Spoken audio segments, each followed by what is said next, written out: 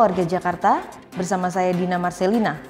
Berita Jakarta hari ini Rabu 6 Agustus 2025 menghadirkan berita pilihan dan informasi terbaru untuk Anda.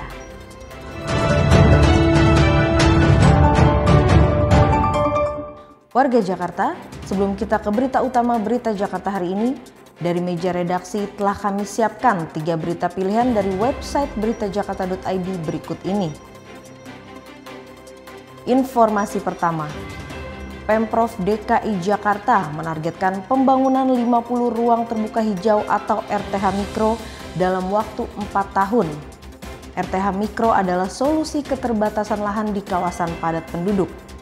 Dengan lahan seluas 50 meter, RTH Mikro bisa memberikan manfaat penghijauan sekaligus peningkatan kualitas kesehatan dan lingkungan bagi masyarakat. Informasi selanjutnya, sebanyak 28 anak warga Pulau Kelapa mengikuti sunatan massal gratis yang diadakan Pusat Krisis dan Kegawat Daruratan Kesehatan Daerah atau PK3D DKI Jakarta. Proses sunatan dilakukan dalam kapal pelayanan kesehatan PK3D yang bersandar di dermaga Kelurahan Pulau Kelapa. Kemudian ada informasi turap Kali Cipinang di Kelurahan Cibubur, Jakarta Timur akan segera diperbaiki oleh Dinas Sumber Daya Air DKI Jakarta. Meskipun titik longsor hanya 76 meter, namun Dinas SDA DKI Jakarta akan memperkuat turap hingga 100 meter. Hal ini mencegah terulangnya turap longsor yang lebih panjang dan berdampak ke pemukiman warga.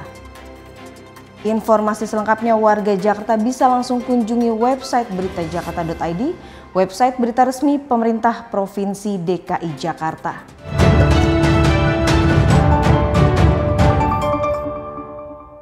Kita beralih ke berita pertama berita Jakarta hari ini.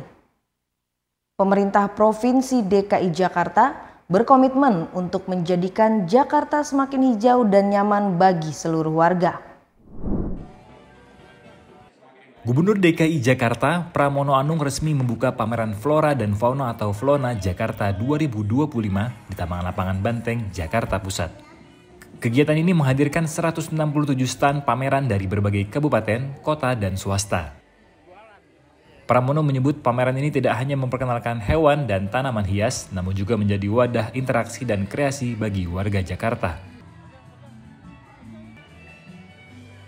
Gubernur dan Wakil Gubernur, saya dan Bang Dul betul-betul berkeinginan membuat Jakarta lebih hijau, ruang terbuka hijaunya lebih banyak, dan memberikan kesempatan yang seluas-luasnya bagi warga untuk bisa menikmati itu. Sebagai langkah konkret dalam waktu dekat, Pramono akan meresmikan integrasi 3 taman di Kebayoran Baru, yaitu Taman Ayodhya, Taman Langsat, dan Taman Leuser. Integrasi ini diharapkan menjadi ruang bersama untuk berinteraksi dan berkreasi. Pramono menegaskan Jakarta akan terus membuka diri bagi siapapun untuk bekerja dan berkreativitas, sekaligus menjadikan Jakarta sebagai rumah bagi seluruh masyarakat. Tim Berita Jakarta melaporkan. Kita beralih ke berita selanjutnya. Wakil Gubernur DKI Jakarta Rano Karno berencana memasukkan bahasa Indonesia dialek Betawi ke dalam mata pelajaran di sekolah-sekolah Jakarta. Upaya ini dilakukan untuk meningkatkan pemahaman siswa terhadap kebudayaan daerah. Wakil Gubernur Jakarta Rano Karno menjadi salah satu pembicara dalam acara Jakarta Youth International Program di Balai Kota, Jakarta. Menurut Rano, dialek Betawi perlu dikenalkan kembali kepada generasi muda sebab dialek ini menjadi bagian penting dalam identitas budaya Jakarta. Suatu saat Jakarta juga kita akan kembalikan lagi dialek Betawi ke sekolah-sekolah yang ada di Jakarta. Untuk apa? Anak-anak bisa paham bagaimana. Karena Jakarta ini ada yang E, ada yang O. Mau kemana lu, mau kemana, ada beda-beda. Itu menarik kalau dipelajari. Rano menjelaskan dialek Betawi menarik untuk diperdalami. Pasalnya setiap wilayah di Jakarta memiliki pengucapan berbeda. Selain dialek Betawi, Rano juga sedang mendorong muatan lokal pencak silat untuk masuk ke kegiatan ekstrakurikuler sekolah. Keduanya dianggap sebagai bagian penting warisan budaya Jakarta yang harus dikenal, diapresiasi, dan dilestarikan kaum muda sebagai generasi penerus. Tim Berita Jakarta melaporkan.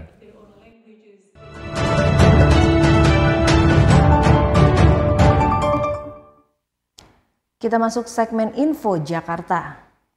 Bagi warga Jakarta yang ingin mendapatkan informasi secara langsung terkait rencana kota, kearsipan bangunan dan perizinan bangunan, Dinas Cipta Karya, Tata Ruang dan Permukiman DKI Jakarta membuka konsultasi dan layanan di Studio Jakarta 1, Gedung Dinas Teknis Jalan Taman Jati Baru nomor 1, Tanah Abang, Jakarta Pusat. Warga bisa mendapat pelayanan dari hari Senin hingga Jumat mulai pukul 8 pagi.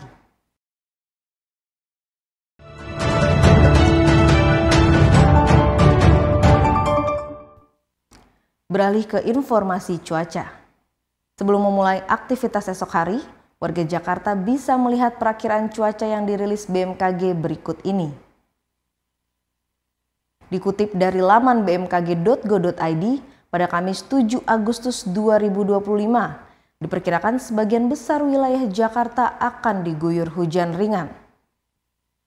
Wilayah yang diperkirakan akan diguyur hujan ringan yakni Jakarta Pusat, Jakarta Utara, Jakarta Timur, Jakarta Selatan, Jakarta Barat, dan Kepulauan Seribu. Suhu udara diperkirakan berkisar antara 25 hingga 31 derajat Celcius. Masyarakat diimbau tetap waspada terhadap perubahan cuaca. Demikian program Berita Jakarta hari ini. Saya Dina Marcelina dan tim redaksi undur diri. Menyongsong 5 abad Jakarta, jati diri Indonesia, megapolitan dunia.